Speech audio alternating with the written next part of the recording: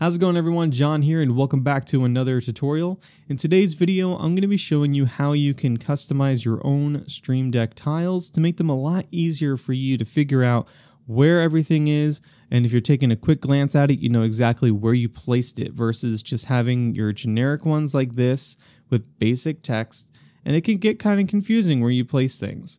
So what you're going to want to do is create a folder, and inside of this folder is where you're going to put the buttons. It just makes things a lot easier, a lot more organized, and I don't know, it's just my personal preference, really. You guys don't have to put them in folders. You can even customize the folder tile as well.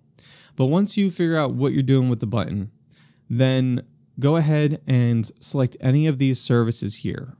So I'm just going to randomly grab one. I'm just going to grab this. It says open. So it's a rocket ship by default. But even with a bunch of text, it can still be kind of hard to understand, especially if you have a bunch of these. Now, granted, with this one particularly, whenever you set this up, now you can still change it, but whenever you set up this one, it's going to default it to the actual program's icon. So you could still customize it if you wish to, but it will default it to the actual application like Origin or Steam or Photoshop or anything like that, because I have it over on this one. So these are all the open, so it just defaults it. But in this video, we're not setting it up.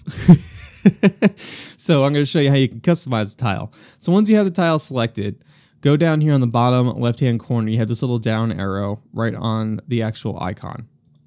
It's going to give you three different options. It's going to say icon, of course. Then you have set from file if you've already created a file. And also you have create new icon. So when you click on create new icon, it brings you to their key creator on the Elgato's website. This is where you're going to go to be able to customize it in a way that you would like. Now, there's a few things here, and we'll get to that in a second, but down here is already pre-made icons for you that if you would like to use them. You don't have to use them, but they are there if you would like to. And some of them are actually pretty well done, and it can definitely help separate some of the other buttons that you have and make it stand out a little bit more. But if you wanted to customize it to your own likings, you can do that. So it offers your text, you have your image, you have a solid color background, and then you have a semi-transparent overlay. And then on the left-hand side, you have your layers, which gets treated similar to how like OBS is, or XSplit, or Photoshop. Anything that uses a layer system, that's pretty much going to be the same thing where you just kind of click and drag and move it around. And then over on the right-hand side, it says Inspector. This is going to be where you can change some of the attributes like angle and your X and Y positions and the size and everything like that, or maybe the color of the background or the different types of fonts. And then right here in dead center under Compose is going to be your actual icon that you're working on. Now, down on the right-hand side, again, over by Inspector, it does say Preview. This is where you're going to be able to actually see a smaller version of what the actual tile is going to look like. So let's go ahead and actually get started on making something. So what I'm going to do is I'm actually going to grab in some text. So I'm going to click on that, and it's going to bring me into my text editor. So now over here, I can change the font color if I wish to, because I have the whole RGB. I can change the font if I wish to. I could mess with angles. I could do all these different attribute changes. And you can also see down here that now it shows you a preview of it. So we're just going to click on this, double click to get it into the editing mode. And we're just going to say stream test, because we're going to recreate what we just did on the first tile. Now, you would have to click outside to finish the editing, and then you can click and drag it. So we're going to put that right up here, stream test. Now we're going to go and grab our image. So you can bring in any image you want. We're going to bring out the rock out parrots. And now we have these guys. And then, you know, it could stay like that if we wish to, but we're going to add a background color. Now, this right here shows you why you have the layer system. So we're going to go ahead and still give it that nice hot pink. Boom. But now I can't see anything. The only way to do that is to move things down.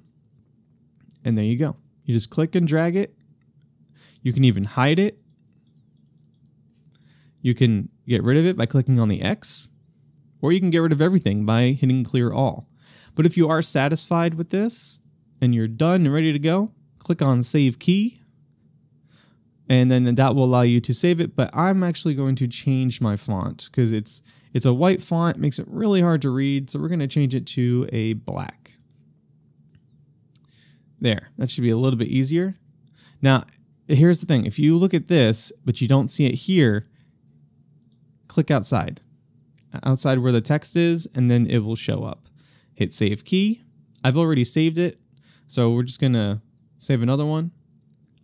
And then we're going to go back to our editor, or not editor, we're going to go back to our Elgato, and we're going to click on the down arrow again, and then we're going to do Set from File. So Set from File, and I want to make sure I'm not adding the same one. So we're going to click on this guy. And then we click on that, and there you go. So now you have a whole new icon, made customly how you would like. So that is an awesome feature, I think, with Elgato. I really do like it. And if you guys have any questions about how to do that, please let me know in the comment section below. If you are new to the channel, be sure to go ahead and take a look at the different content on here, as I do cover different types of tech tutorials as well as streaming tutorials. And be sure to hit that bell icon every time I upload a video. You guys are going to get notified by hitting that bell. But I really appreciate you guys' time. Thank you so much for watching, and I will catch you in the next video. Take care.